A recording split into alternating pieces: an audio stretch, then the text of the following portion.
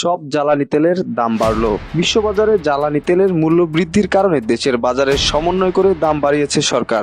December মাসের জন্য diesel, kerosene, petrol ও অকটেনের দাম লিটারে 2 টাকা বাড়ানো হয়েছে। নতুন দর অনুযায়ী প্রতি লিটার ডিজেলের দাম 2 টাকা বেড়ে 104 টাকা, কেরোসিন লিটারে 2 টাকা বেড়ে 116 টাকা, পেট্রোলের দাম 2 টাকা বাড়িয়ে 120 টাকা এবং অকটেনের দাম লিটারে 2 টাকা বাড়িয়ে 124 টাকা নির্ধারণ করা হয়েছে।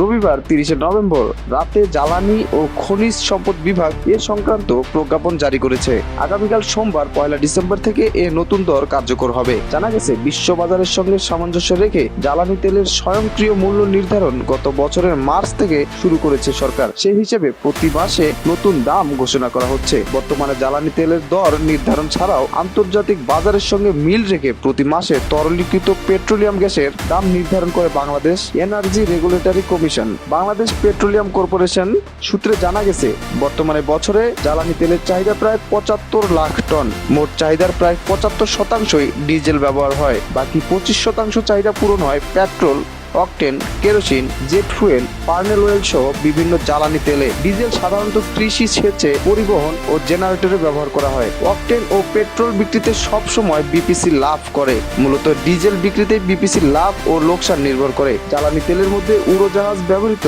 জেট ফুয়েল ও বিদ্যুৎ কেন্দ্রে ব্যবহৃত ফার্নেল অয়েলের দাম আগে নিয়মিত সমন্বয় করত বিপিসি, এখন বিআরসি প্রতি মাসে করছে।